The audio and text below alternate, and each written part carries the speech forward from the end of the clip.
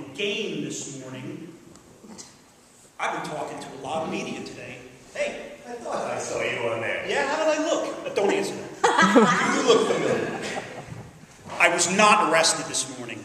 I was punched in the face while praying and then drug out here. Ouch.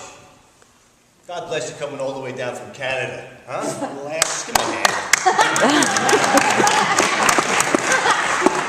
Which is why I'd feel guilty if I didn't come down here just to burrow over.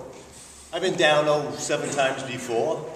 I was here the night they cleared out the park for the first time. I stayed the whole night that time. It was nothing new. I've been paying my dues. Not you're a working man. I am a working man. I have a pension. Remember those, huh? Vested interest, another bygone.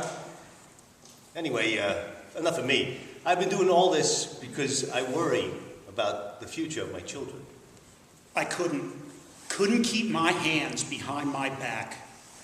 This morning at 1 a.m., they surrounded us with light trucks, big high-beam light trucks, and they announced that we constituted a fire hazard and public safety issues. As this was happening, we rallied around our kitchen, and 6 of us used U-locks to chain ourselves together around the neck so they couldn't hurt us without moving us, without hurting us. Which brings me to my second point. Let me tell you something. The middle class is being destroyed, folks. Our democracy is being destroyed. If we lose the middle class, we're going to turn to a third world country like Alberta. And then when we have a job, we'll be kissing ass and grateful just to have it. And we work, we get older, we're expected to work till we die, and then discarded like garbage. Just another digit on a balance sheet. They do it to everybody. And if they appease things, they'll give a little something to some charity or put their name on a place like Lincoln Center. You mean Lincoln, Nebraska?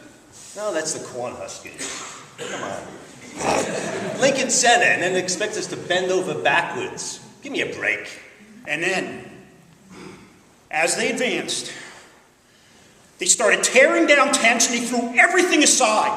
Go on. After 2.5 hours, at 3:30 in the morning, they started arresting people. I was amongst the third group to get nabbed. They grabbed me and a buddy and they tried pulling us down, but we couldn't get our arms behind our back because of the way we were tied. So the cops stood us up and they gave us the option of being cut out of our bonds or walking out. Now, back to my children. My daughter, who's 28 with a degree from Fordham. Some prestige there, huh? Yeah. Huge bill to pay for it. You have to mortgage your house. Yeah, I'm helping with that. When I get through with the mortgage, I'll help with some more.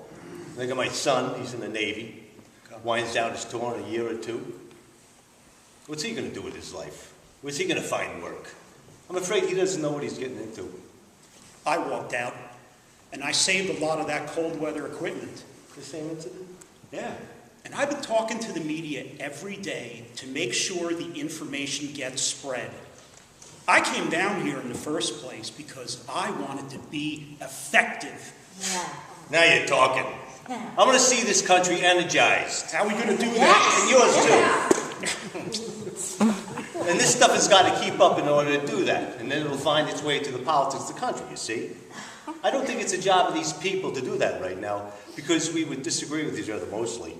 Why, I even got into a small argument with a fellow a few moments ago over, as a matter of fact, he was from Alaska. Some little chicken shit stuff. I looked at the Anchorage movement, and while it stands in solidarity with these movements around the world, I realized I could be a lot of help to these people right here as they try to stay warm and comfortable inside what can be a 0-degree environment. I have experience at 30 below. So I thought I'd come here, do some teach-ins, take that cold weather equipment I brought with me, spread it around, and let these people who have a lot to say it comfortably. Exactly. Yeah. But we all know there are people out there who are doing things to us. Who are setting the rules. They have the power. And they're exploiting. And they're destroying the American dream, and by proxy they want us to as well. They control most of the media, let's face it. There are those who do otherwise, but they're paid off by the same corporations. You know, I do love that Rachel Maddow, though. I suppose that makes me a lesbian, huh? Me too.